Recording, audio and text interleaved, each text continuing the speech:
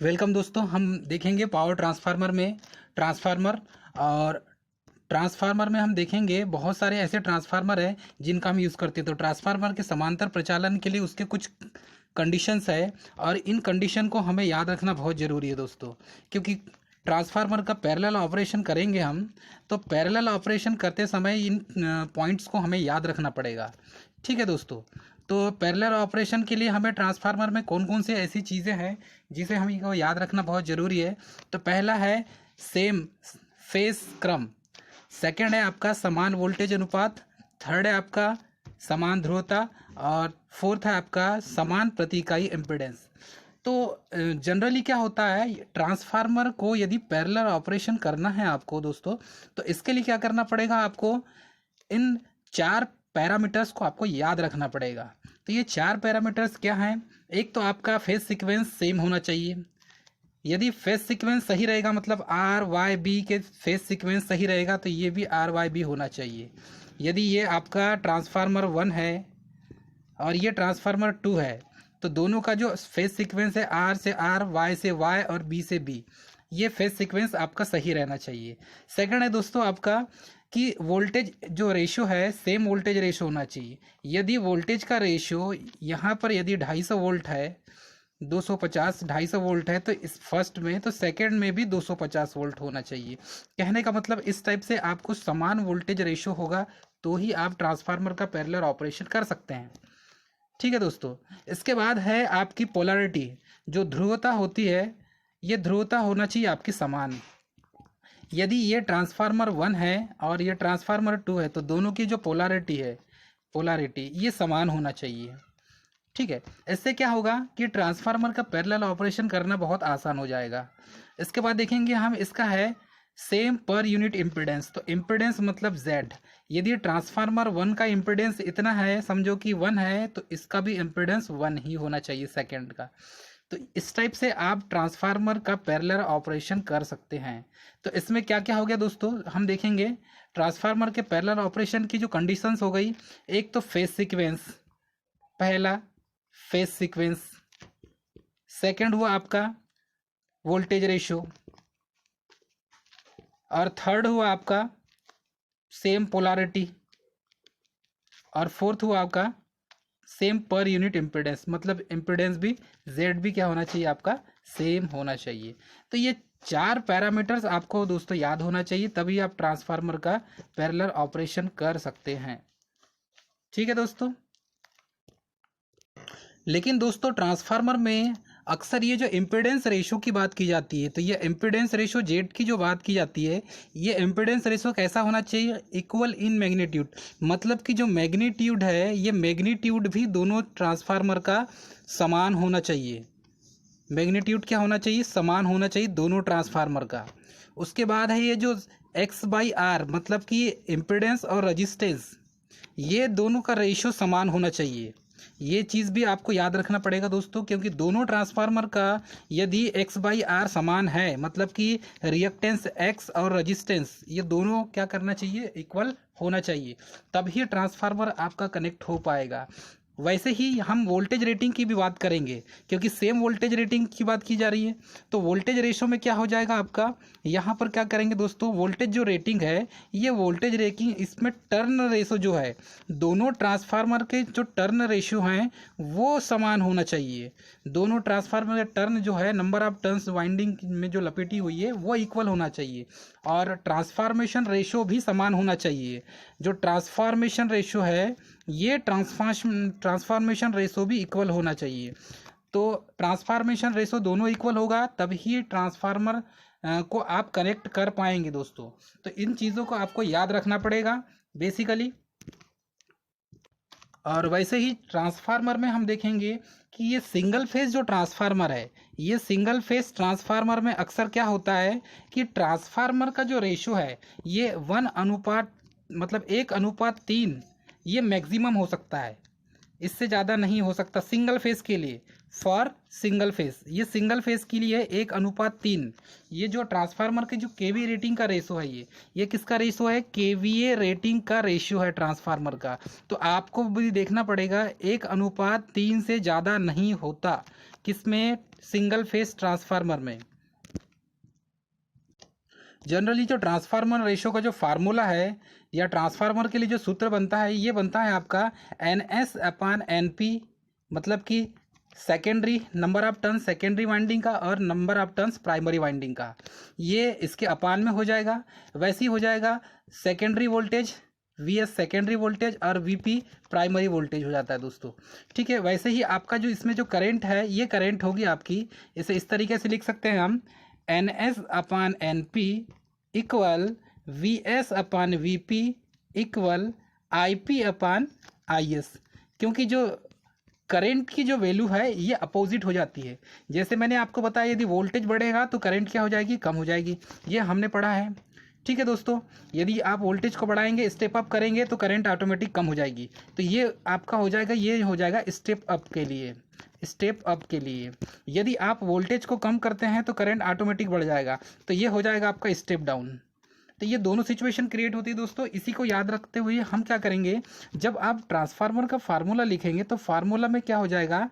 IP/IS हो जाएगा, मतलब कि प्राइमरी करंट अपान सेकेंडरी करंट, ये दोनों एक दूसरे का रेशियो हो जाएगा, अपोजिट में हो जाता है। तो इतना याद रखना हमें। बाकी NS/NP ही होगा इक्वल VS/VP ही होगा इक्वल IP/IS इक्वल क्या हो जाएगा? कांस्टेंट के नियतांक हो जाएगा दोस्तों। और ये फार्मूला मोस्ट इंपॉर्टेंट है, इस फार्मूले को आपको याद रखना ही पड़ेगा एनी हाउ, क्योंकि ये है आपका ट्रांसफार्मर के लिए सूत्र। क्योंकि ट्रांसफार्मर में नंबर ऑफ टर्न्स प्राइमरी और सेकेंडरी टर्न्स निकालेंगे, या सेकेंडरी वोल्टेज निकालते हैं या प्राइमरी वोल्टेज निकालते हैं, या प्राइमरी करंट निकालेंगे या सेकेंडरी करंट निकालेंगे, तो आपको इसी फार्मूले का यूज़ करना पड़ेगा। क्योंकि इससे क्या निकाल सकते हैं हम? सेकेंडरी में नंबर ऑफ टर्न्स निकाल सकते हैं। इससे क्या निकाल सकते हैं? प्राइमरी में नंबर ऑफ टर्न्स निकाल सकते हैं। और इससे क्या निकाल सकते हैं आप? VP से प्राइमरी वोल्टेज निकाल सकते हैं। VS से निकाल सकते हैं सेकेंडरी वोल्टेज, कि ट्रांसफार्मर का सेकेंडरी वोल्टेज कितना है। और IS से निकाल सकते हैं दोस्तों कि ट्रांसफार्मर के सेकेंडरी में कितनी करंट है। और IP से निकाल सकते हैं कि ट्रांसफार्मर की प्राइमरी में कितनी करंट है। तो इस फार्मूले का यूज़ करके आप ट्रांसफार्मर का कोई भी पैरामीटर्स उसकी वैल्यू निकाल सकते हैं। इसमें जहाँ जहाँ VP लिखा है, जहाँ पर S लग गया है, तो ये समझ लेना आप ये सेकेंडरी के लिए बात किया जा रहा है। ठीक है, और जहाँ पर P लिखा है तो ये समझ लीजिए आप ये प्राइमरी की बात की जा रही है, मतलब प्राथमिक की बात की रही है और सेकेंडरी की बात की जा रही है। ठीक है दोस्तों, अब देखेंगे ट्रांसफार्मर की दक्षता। तो ट्रांसफार्मर की दक्षता जो है इफ़िशियंसी का जो फार्मूला बनता है, ये है आपका इफ़िशियंसी का फार्मूला कैसा बनेगा? आउटपुट अपान इनपुट इंटू 100, क्योंकि 100% निकालेंगे हम, इसलिए 100 का फार्मूला लगाना पड़ेगा आपको, 100 से इंटू करना पड़ेगा।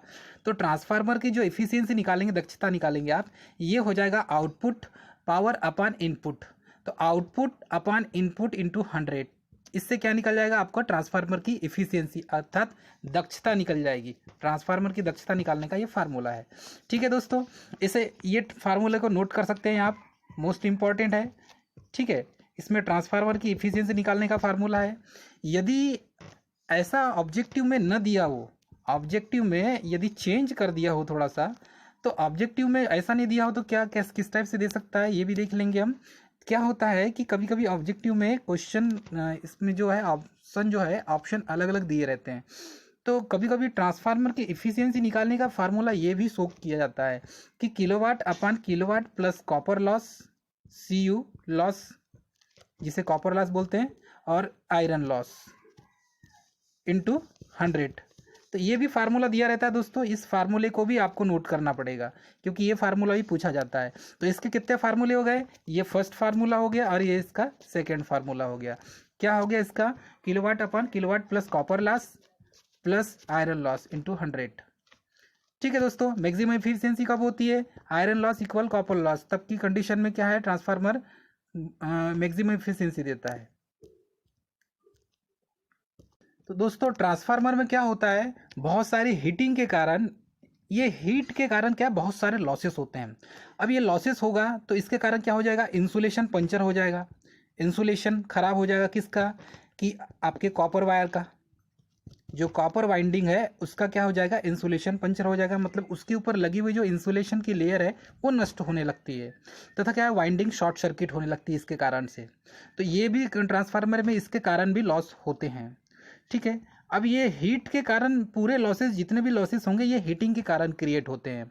तो 500 केवीए से कम क्षमता वाले जो ट्रांसफार्मर होते हैं, कितने केवीए वाले, 500 केवी वाले, क्योंकि ट्रांसफार्मर की रेटिंग किस में होती है, केवीए में होती है। ठीक है, क्योंकि ये वोल्टेज और एम्पियर है ना, वोल्टेज और करंट दोनों के लिए डिज़ाइन की जाती है, इसलिए है। तो जितने भी पावर ये ट्रांसफार्मर 500 केवी की क्षमता वाले होते हैं ना जो ट्रांसफार्मर, उसी को प्राकृतिक रूप से हम क्या करते हैं, एयर कूलिंग करते हैं। मतलब कि 500 केवीए तक की क्षमता वाले या उससे कम वाले जो ट्रांसफार्मर होंगे उसको एयर कूलिंग के माध्यम से, किसके माध्यम से, एयर कूलिंग के माध्यम से ठंडा करेंगे, मतलब कि हवा से ठंडा करेंगे उससे हम।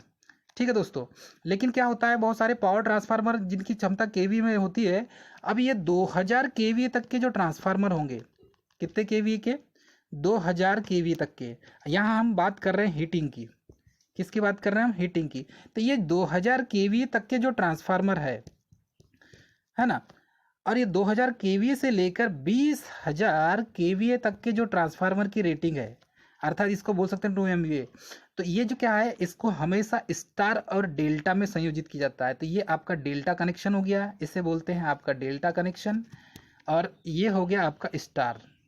तो 2000 केवीए से 20,000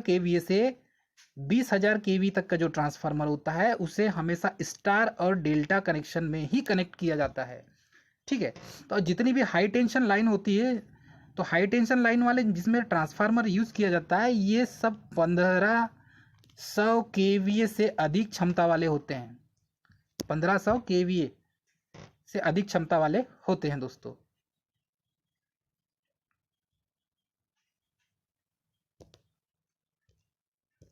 इसके बाद देखेंगे हम ट्रांसफार्मर का ईएमएफ इक्वेशन। तो ट्रांसफार्मर का जो ईएमएफ इक्वेशन है, ये ईएमएफ इक्वेशन क्या है और कैसा लिखा जाता है इसको, इसमें किस किस पॉइंट को की पॉइंट बनाया गया है। तो ट्रांसफार्मर का जनरल जो ईएमएफ इक्वेशन देखेंगे आप, तो नंबर ऑफ टर्न्स, यदि प्राइमरी वाइंडिंग का ईएमएफ इक्वेशन देखेंगे और सेकेंडरी वाइंडिंग का ईएमएफ इक्वेशन देखेंगे आप, तो पहले तो प्राइमरी वाइंडिंग की बात कर रहे हैं हम, किसकी बात करेंगे, प्राइमरी वाइंडिंग की बात करेंगे। तो प्राइमरी वाइंडिंग का जो ईएमएफ इक्वेशन होगा, ये होता है आपका E1 equal 4.44 B max A F N, क्या हो जाएगा, 4.44 बी मैक्स मतलब बी, ए, एफ और एन। ठीक है दोस्तों, इसे हम शॉर्ट में लिखें तो इस टाइप से लिख सकते हैं, E1 equal 4.44 B max A F N1 volt, इस टाइप से दोस्तों हम लिख सकते हैं। तो इसमें हम देखेंगे ये जो बी मैक्स लिखा है ये इसकी डेंसिटी है। ठीक है, फ्लक्स डेंसिटी है, ये क्या है आपका, फ्लक्स डेंसिटी। ए क्या है आपका, एरिया है, ए क्या है, एरिया। एफ क्या है, इसकी फ्रीक्वेंसी है। ठीक है, N1 क्या है, ये है number of turns, number of turns. तो प्राइमरी वाइंडिंग में नंबर ऑफ टर्न्स जो है ये इसके ईएमएफ इक्वेशन का फार्मूला हो गया आपका, ये याद रखना बहुत जरूरी है दोस्तों। वैसे ही सेकेंडरी वाइंडिंग का भी ईएमएफ इक्वेशन का फार्मूला है। तो सेकेंडरी वाइंडिंग का जो ईएमएफ इक्वेशन है वो E2 इक्वल क्या हो जाएगा, सेम होगा, थोड़ा सा चेंजेस आएगा, जहां N1 लिखा है वहां N2 आ जाएगा।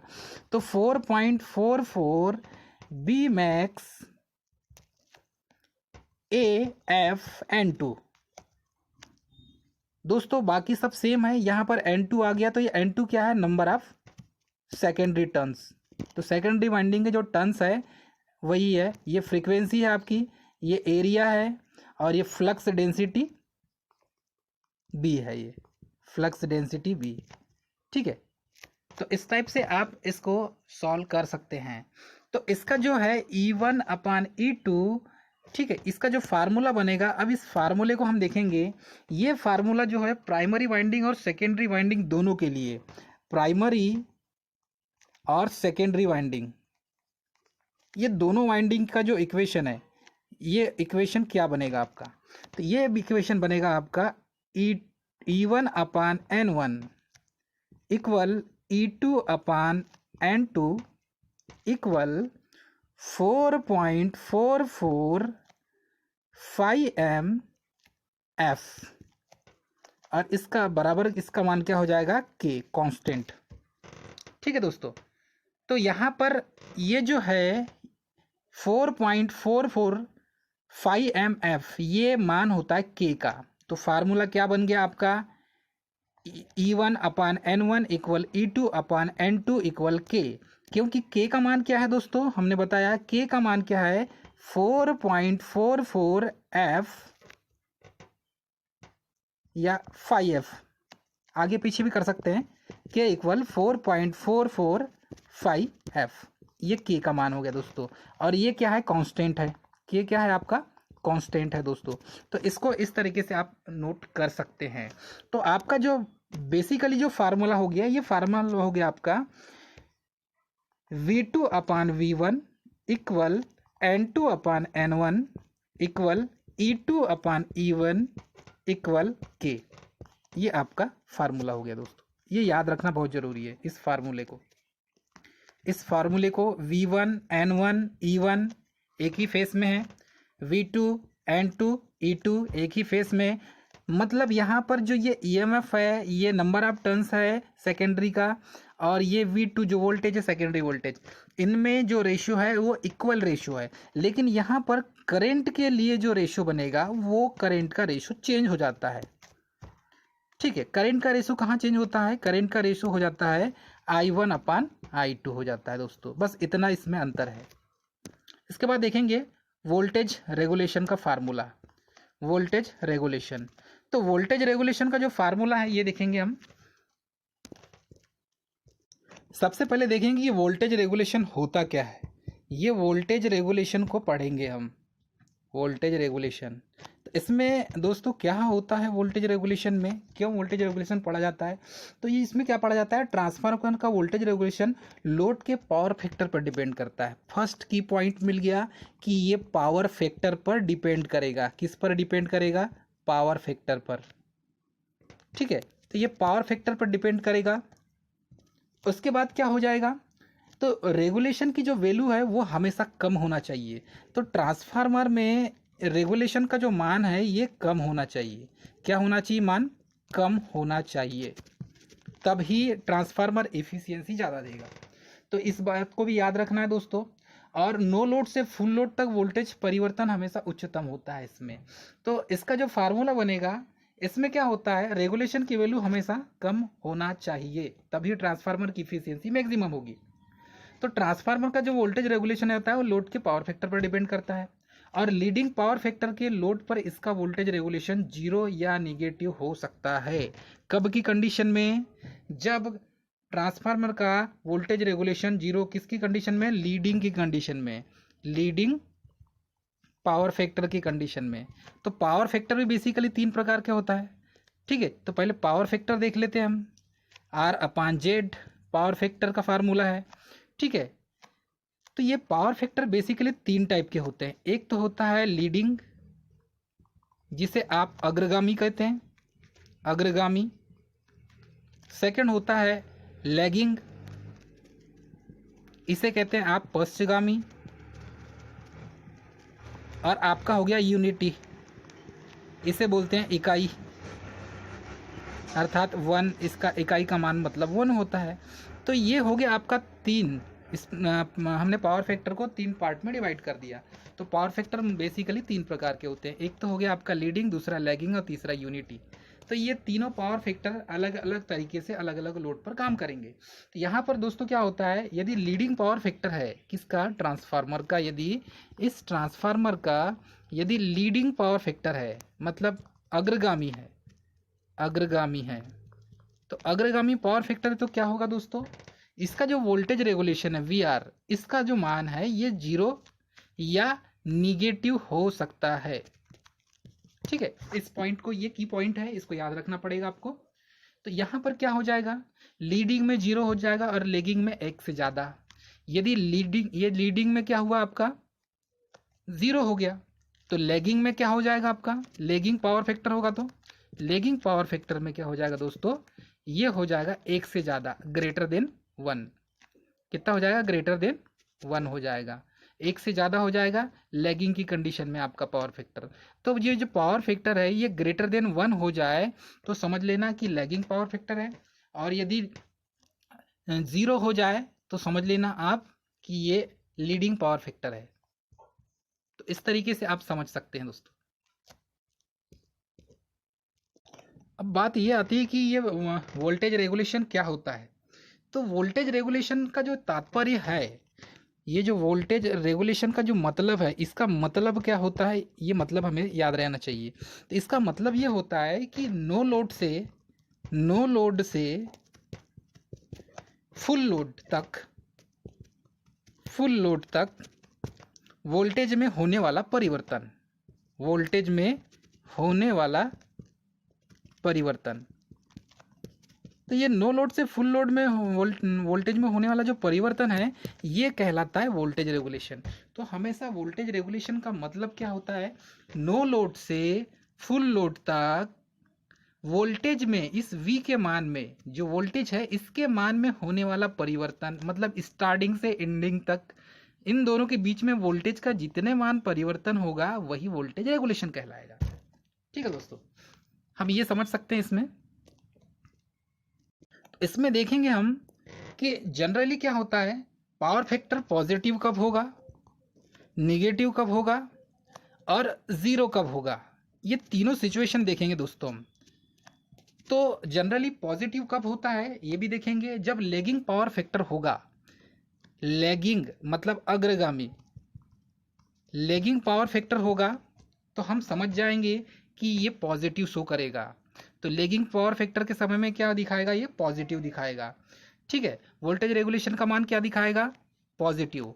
और जब लीडिंग पावर फैक्टर होगा, तो लीडिंग पावर फैक्टर जब होगा तो ये क्या दिखाएगा, निगेटिव वोल्टेज रेगुलेशन दिखाएगा। तो ये VR का जो मान है ये निगेटिव दिखाएगा, VR का मान इसमें पॉजिटिव दिखाएगा। लैगिंग पावर फैक्टर होगा तो वोल्टेज रेगुलेशन पॉजिटिव होगा। ठीक है, लीडिंग पावर फैक्टर होगा तो वोल्टेज रेगुलेशन निगेटिव होगा। और ज़ीरो वोल्टेज रेगुलेशन कब होगा, जब लीडिंग पावर फैक्टर के लोड पर इसका वोल्टेज रेगुलेशन 0 या निगेटिव हो सकता है, ये मैंने बताया था आपको। तो कब की कंडीशन में, लीडिंग की कंडीशन में।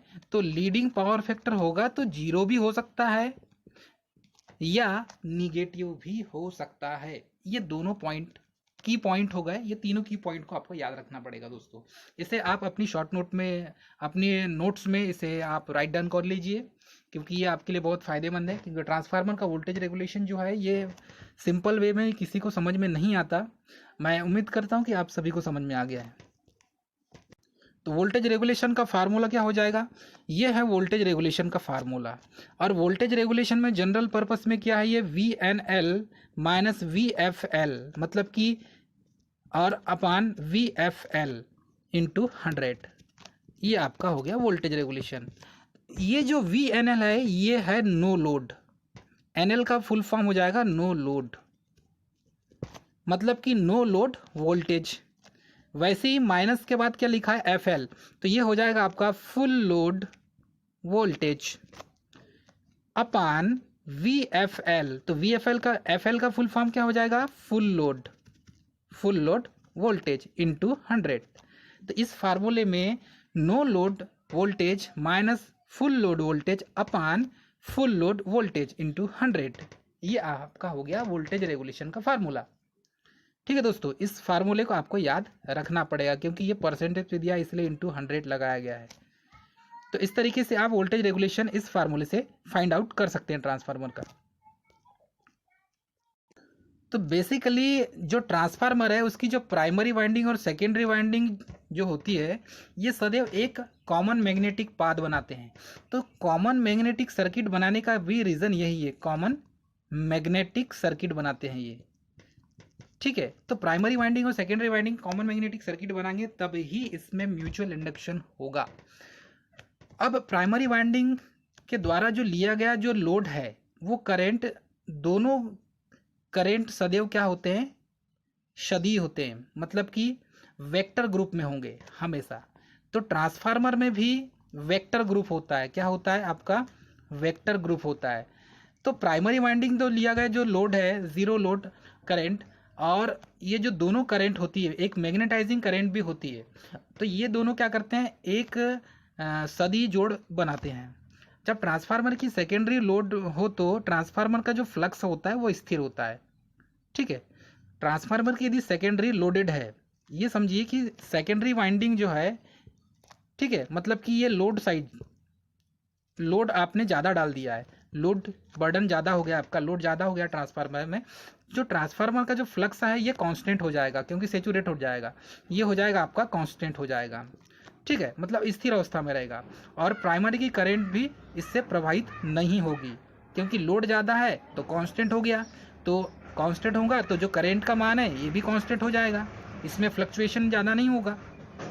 उसके बाद आपका ट्रांसफार्मर में ज़ीरो लोड जो है करंट, कोर के मैग्नेटिक फील्ड पैदा करने के साथ साथ में क्या होता है, उसमें ज़ीरो लोड पर जो आयरन लॉस है उसका वहन करता है।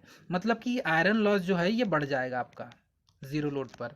और फुल लोड पर ट्रांसफार्मर में फुल इफ़िशियंसी न्यूनतम हानि के बराबर होती है। मतलब कि क्या हो जाएगा, फुल लोड की कंडीशन में ट्रांसफार्मर में लॉसेस जो है ये लॉसेस कम हो जाएंगे। लॉसेस क्या हो जाएंगे, ये कम हो जाएंगे आपके फुल लोड की कंडीशन में। तो फुल लोड की कंडीशन ट्रांसफार्मर में लॉसेस कम हो गए, इसका मतलब ये है कि इफिशियंसी ज़्यादा देगा। और जब हम ट्रांसफार्मर का ओपन सर्किट टेस्ट करते हैं तो ओपन सर्किट टेस्ट करते समय क्या हो जाएगा, ओपन में आयरन लॉस ज्ञात करते हैं, हमें पता है। और शॉर्ट में शॉर्ट सर्किट टेस्ट जो करते हैं, शॉर्ट सर्किट टेस्ट करते हैं हम, इसमें क्या करते हैं, कॉपर लॉस ज्ञात करते हैं।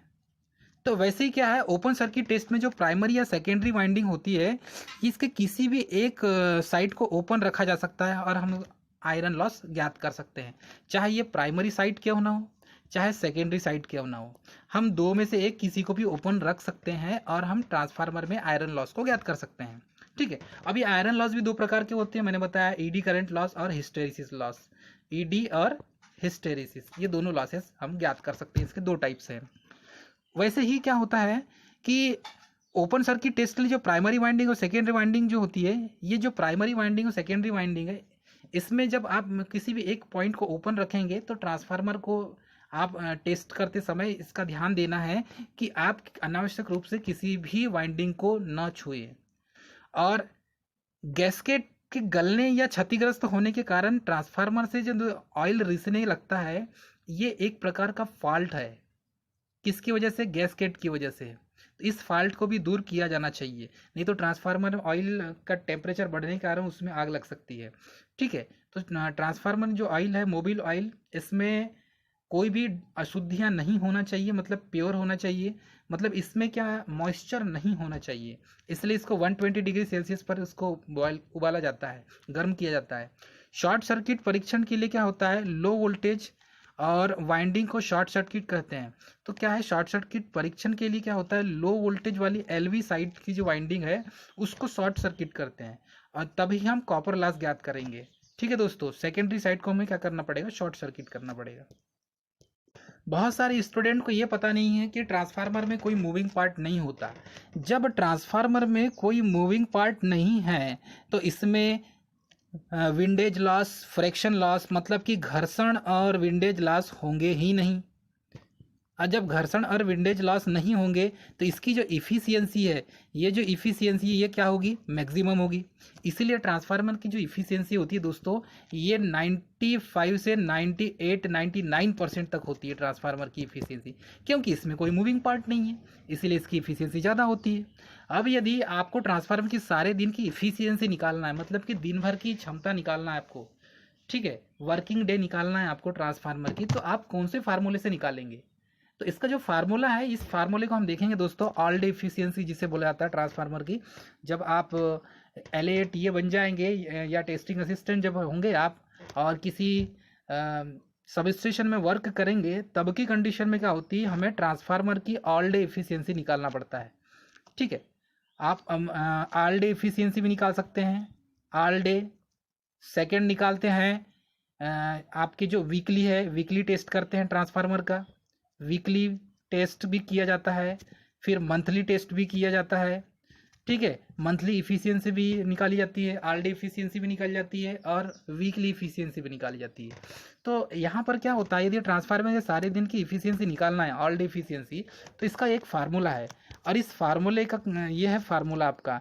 तो प्रतिदिन उपयोग की गई किलोवाट रेटिंग जो है और प्रतिदिन सप्लाई दिए हुई, मतलब कि ये जो क्या है आपका इनपुट हो गया और ये आपने आउटपुट के रूप में जितना भी यूज़ किया आपने प्रतिदिन उपयोग की गई किलोवाट आवर, ठीक है, KWH में लिखा होगा, वो इंटू क्या हो जाएगा 100% हो जाएगा। तो आप क्या करेंगे, प्रतिदिन की हुई KWH उपयोग की हुई और प्रतिदिन सप्लाई दी गई KWH अपान इंटू 100 करेंगे। तो ये जो है आपका all day efficiency, all day efficiency आपका निकल जाएगा। ठीक है दोस्तों, उसके बाद क्या होता है कि ट्रांसफार्मर जो है जीरो लोड की कंडीशन में प्राइमरी वाइंडिंग का जो फुल लोड की अवस्था का जो है ये केवल 2 to 5% होता है। किसकी कंडीशन में, क्योंकि यहाँ पर आई म्यू मैग्नेटाइजिंग करेंट फ्लो होती है, आई म्यू। ठीक है, तो ट्रांसफार्मर में जीरो लोड की कंडीशन में क्या होता है, वही जीरो लोड की कंडीशन में सिर्फ और सिर्फ मतलब नो लोड की कंडीशन में मैग्नेटाइजिंग करंट वाइंडिंग में सर्कुलेट होती है और प्राथमिक धारा का मान जो है फुल लोड अवस्था में केवल कितना परसेंट रहेगा, 2 to 5% हो जाएगा। तो ये आपको याद रखना है और ये ऐसा होता है मैग्नेटाइजिंग करंट के कारण। एम्पलीफायर की तुलना में जो ट्रांसफार्मर की जो आउटपुट शक्ति जो होती है वो नहीं बढ़ा सकते हम। तो एम्पलीफायर की तुलना में ट्रांसफार्मर की जो आउटपुट पावर है वो नहीं बढ़ाया जा सकता है। एम्पलीफायर एम्पलीफायर होता है और ट्रांसफार्मर ट्रांसफार्मर होता है। तो एम्पलीफायर की इफिशियंसी बढ़ा सकते हैं आप उसका आउटपुट, लेकिन ट्रांसफार्मर की आउटपुट नहीं बढ़ाया जा सकता उतनी। ठीक है, अब क्या है, बखोल्स रिले ट्रांसफार्मर में यूज़ करते हैं, एक्सप्लोजन वेल्ड ये भी ट्रांसफार्मर में यूज़ किया जाता है। और जितने भी लघु वितरण ट्रांसफार्मर होते हैं, मतलब कि छोटे वाले डिस्ट्रीब्यूशन ट्रांसफार्मर की बात की जा रही है, इसमें ये प्रयुक्त नहीं होते। क्यों नहीं होते, उसका बहुत बड़ा रीज़न है, क्योंकि बखोल्स जो रिले है ये लगभग 500 kVA से ऊपर वाले ट्रांसफार्मर में लगता है, मतलब कि जिसकी रेटिंग जो है हाई हो, रेटिंग हाई हो। मतलब बड़े ट्रांसफार्मर में बखोल्स रिले यूज़ किया जाता है, छोटे ट्रांसफार्मर में बखोल्स रिले यूज़ किया जाता नहीं है। एक्सप्लोजन वेंट भी जो है बड़े ट्रांसफार्मर में यूज़ किया जाता है, छोटे वाले जो डिस्ट्रीब्यूशन ट्रांसफार्मर इसमें यूज़ करते ही नहीं।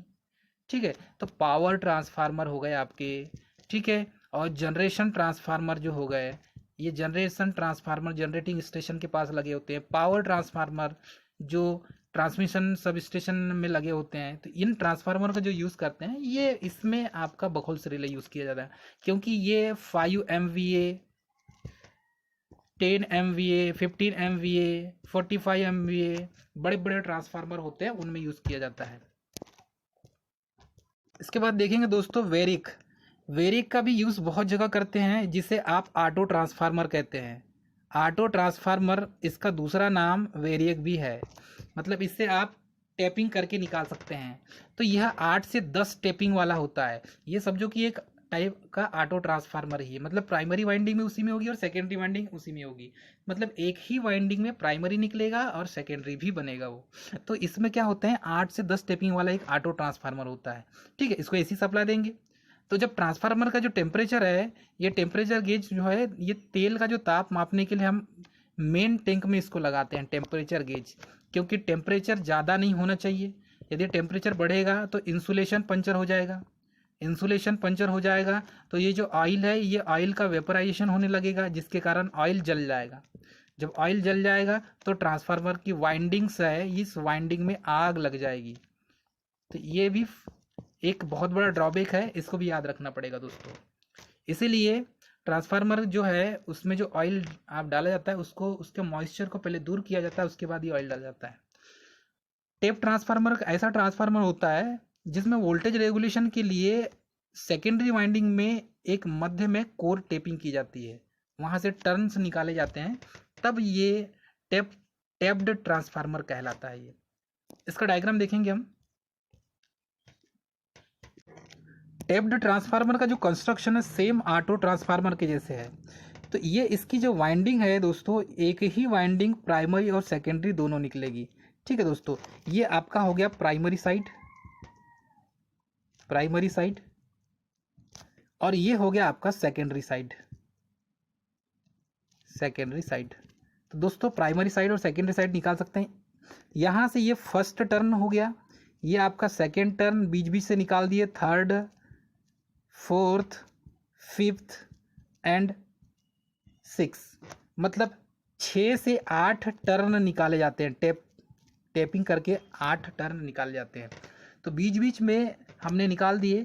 इससे क्या करेंगे, ये जो है वेरिक यहाँ से बीच में ये हैंडल है, ये इसको कभी आप 1 में लगाइए या 2 में लगाइए या 3 में लगाइए या 4 में लगाइए, 5 में या 6 में, आप अपनी रिक्वायरमेंट के आधार पर यहाँ से सप्लाई ले सकते हैं।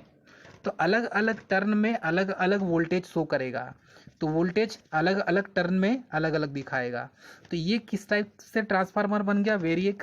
ये जो वेरिएक है, ये वेरिएक कैसा है, आपका ऑटो ट्रांसफार्मर के जैसा है, ऑटो ट्रांसफार्मर के जैसा है।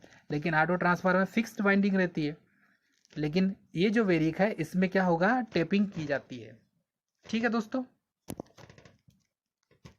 एक और चीज़ मैंने बताया था कि इसमें जो ट्रांसफार्मर की दोनों जो वाइंडिंग है वो एक दूसरे से कैसे कनेक्ट होगी। तो मैंने बताया था इंडक्टिवली, इंडक्टिवली कनेक्ट रहता है। कैसे रहते हैं, इंडक्टिवली कनेक्ट रहते हैं दोनों। तो ये तो हो गया जिसमें एक ही वाइंडिंग लपेटी हो, ये एक वाइंडिंग के लिए है, जिसमें एक ही वाइंडिंग लपेटी गई हो इसके लिए। लेकिन जिसमें 2 वाइंडिंग हो, अर्थात एक प्राइमरी और एक सेकेंडरी, जिसमें 2 वाइंडिंग हो, इसमें दोनों कैसे कनेक्ट रहते हैं, तो इसमें रहते हैं आपका मैग्नेटिकली, इसमें रहते हैं मैग्नेटिकली कनेक्ट। तो जो है प्राइमरी सेकेंडरी वाइंडिंग जो होते हैं इन ट्रांसफार्मर में मैग्नेटिकली कनेक्ट रहते हैं। और ऑटो ट्रांसफार्मर जो है या वेरिक है, जिसमें जो वाइंडिंग्स है प्राइमरी और सेकेंडरी वाइंडिंग जिससे एक से ही निकाला जाता है, तो ये रहते हैं इंडक्टिवली कनेक्ट। इसीलिए दोस्तों दोनों में यही अंतर है।